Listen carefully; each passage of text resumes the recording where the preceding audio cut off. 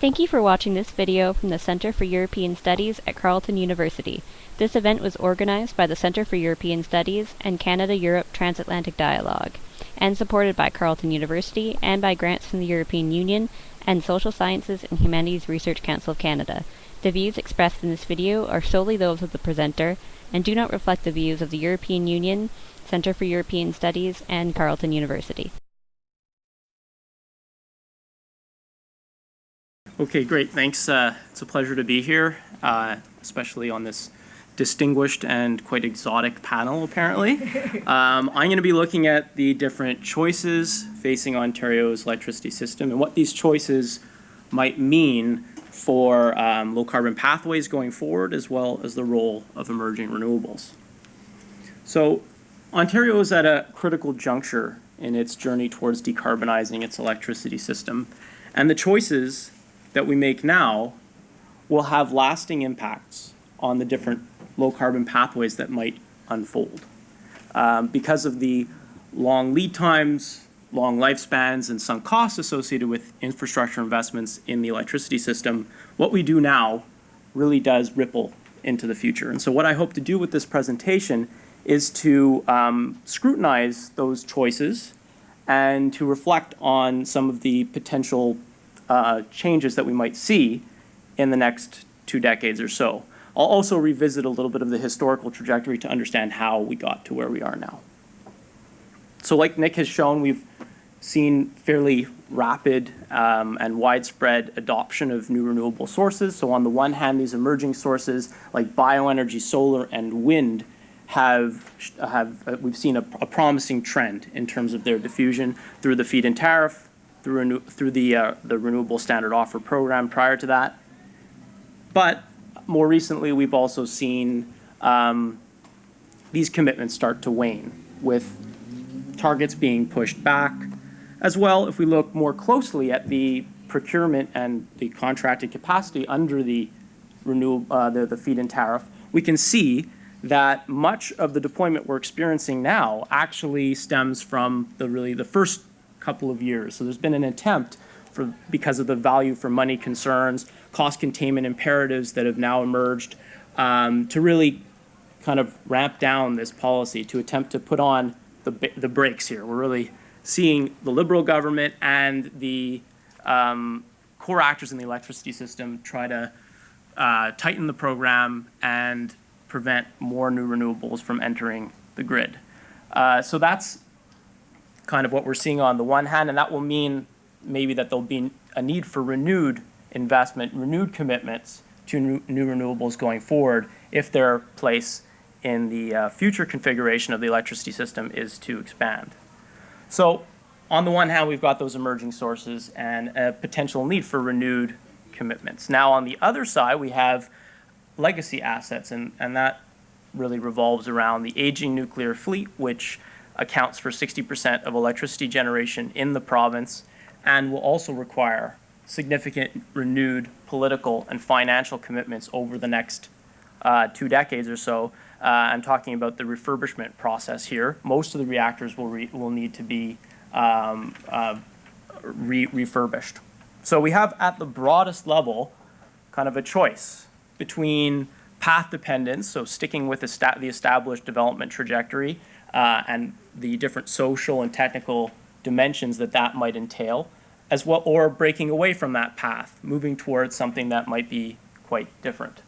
And so this is, as I've already kind of alluded to, this is not just a technological choice. It's not just about looking at different energy options from that perspective. It's also envisioning the different characteristics that will define the future configuration of the electricity system. And as you can see here, they're often in conflict. It's also, more fundamentally, a political struggle between actors who represent the different types of technologies and the different configurations, the visions that they have for the future of the electricity system. We've seen nuclear advocates mobilize and attempt to delegitimize new renewables as well as their support mechanisms. So before we can kind of tease out what kind of specific or more concrete choices face Ontario and its electricity system, I think it's important for us to understand how we got to where we are now. Because of the rich and textured nature of Ontario's electricity system development, I won't be able to get into too much detail here, but I'll try to highlight a couple of factors.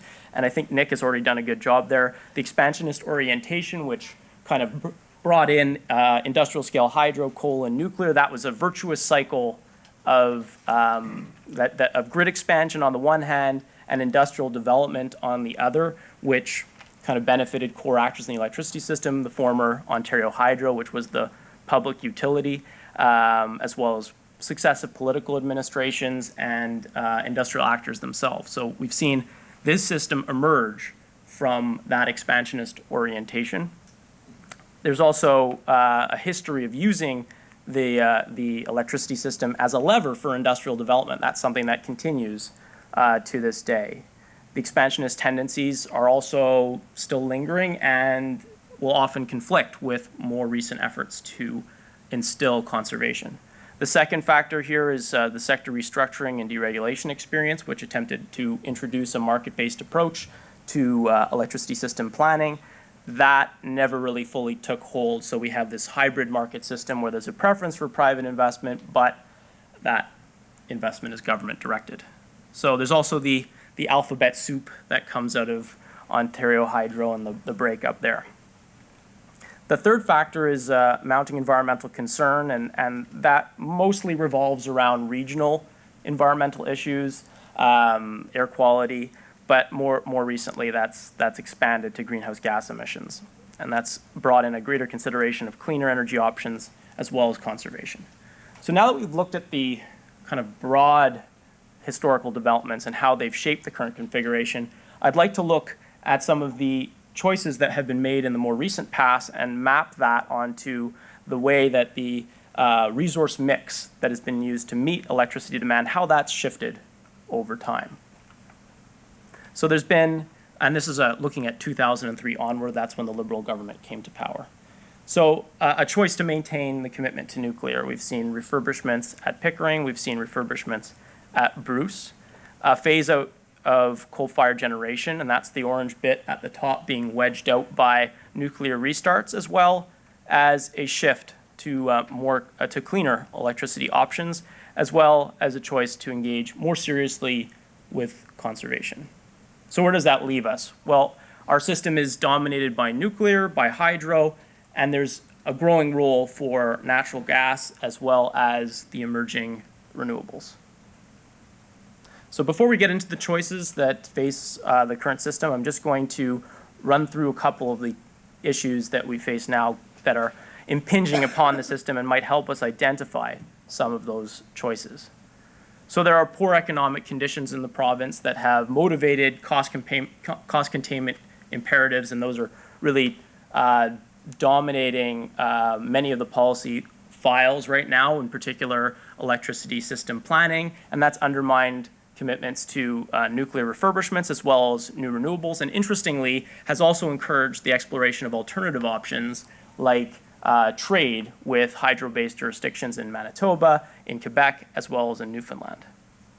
There's also this fit and a tension between legacy and emerging innovations that we're seeing in the operation of the electricity system as new sources that are more variable are layered onto this older system that is not able to accommodate that variability, that nuclear doesn't ramp up and down readily. So that's we're starting to see some cracks in the system develop, and that's the surplus power periods that are sometimes experienced, and what we've also seen is a response by core actors to curtail wind, and it's in order to make it more dispatchable. So there's kind of this this effort to make new renewables accommodate themselves and to maybe marginalize them to some extent without really fundamentally innovating the system. Although there are some efforts to move forward on grid modernization and look at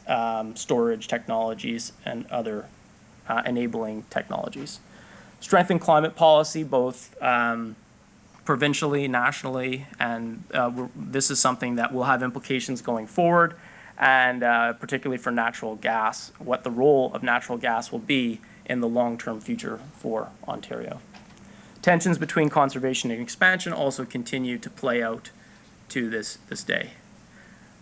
Okay, so what are the choices? Well, you could have guessed it, extending the commitment to nuclear power, and that will hinge on a number of factors. There's the successful negotiation of contracts and whether or not the government will be able to shift liabilities for cost overruns, for delays to the private sector. Also, whether or not a coalition of rivals will be able to emerge and potentially displace nuclear as a favored or at least legitimate option going forward. Reaffirming support for new renewables, that could be looking at revamping the feed-in tariff, probably not going to happen, but looking at financing programs or support for enabling technologies like vehicle-to-grid solutions, storage, forecasting, and other types of innovations. Augmenting the role of interconnection in electricity trade, another critical choice, and as either an enabling factor for new renewables or maybe as a way of displacing domestic procurement. Increasing reliance on natural gas-fired generation, and this is particularly problematic as we move towards a more carbon-constrained world. So pursuing conservation and efficiency over expansion, something that we still need to kind of grapple with in the system. So by varying the nature and timing of these choices, we can start to develop a number of illustrative pathways. And these aren't models or forecasts, really. They look at the general pattern of development and how choices might influence that development. So there's also, it's important to recognize, I'm going to show 3 pathways. There are, a number of gradients that would mesh together different elements of those pathways. So the first is the nuclear renewal. Now we've seen how we've gotten to where we are now. Now we're looking forward. And this adheres much more closely to kind of a path-dependent trajectory. It adheres to nuclear power as being kind of the critical source for moving towards a decarbonized electricity system. Darlington is refurbished. Bruce also is refurbished. And in this case, there's little reason to engage in more fundamental system innovation. Reinvigorating support for new renewables is not necessarily on the table. There's an effort to kind of maintain existing commitments or at least roll out the commitments that we have now, but not necessarily renew those commitments going forward. Temporarily increasing the use of existing natural gas units to make up for supply shortfalls during the refurbishment period, and then expanding, favoring expansion over conservation, in this case looking at refurbishing all the reactors and even toward new build reactors.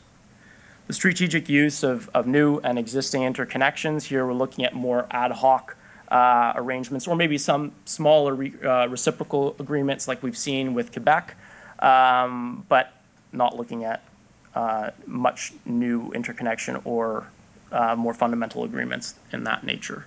So the second path is much more path-breaking. It looks at moving away from nuclear as the kind of foundation of a low-carbon system, and this might imply that that rivals were able to unseat nuclear, maybe a coalition of natural gas as well as new renewable advocates were able to delegitimize nuclear. And in that case, a much more flexible system emerges where the utilization of new renewables can expand based really at the core based on natural gas taking on that fundamental role as this mid-merit as well as backup source for more variable new renewables. But that also leads us towards a more carbon-intensive configuration in the medium term. So this might be envisioned as a first step towards carbon capture and storage with its challenges and uncertainties, or maybe a longer-term movement towards new renewables as costs come down.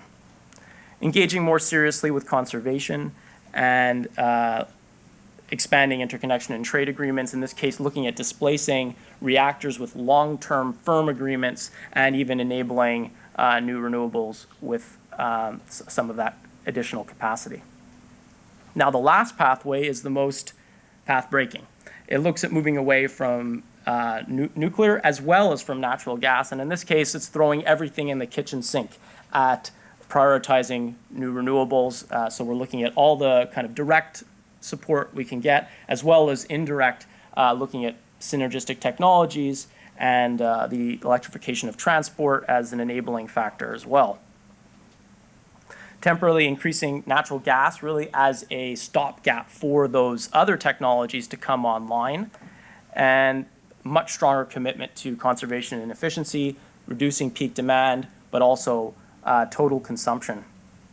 Accelerating investments in grid interconnection and trade agreements to back up new renewables, and then also to move away from more domestic procurement. So what kind of conclusions can we draw from this discussion? Well, when we typically think about decarbonization, we tend to frame it as a low carbon sources, developing and emerging and displacing these kind of high carbon arrangements, coal or something, a mix that is dominated by high carbon sources. Well, that doesn't seem to be the case in Ontario. There are some struggles of that nature, and we've seen that with the coal phase out. But what we're also seeing is this struggle between legacy and emerging low carbon sources, that there are also competitions between, or there's struggles between the actors, the technologies, the characteristics that are embodied by legacy and emerging assets. And going forward, that also means, as we've already seen, that, and this has been pointed out at this workshop already, that new renewables and decarbonization are not synonymous, that it frames the challenge of re-envisioning our electricity systems too narrowly.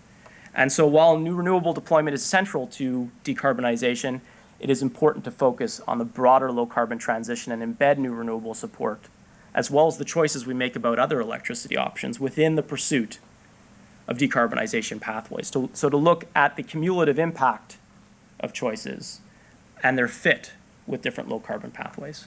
So thank you very much, and I look forward to your questions and comments during the Q&A.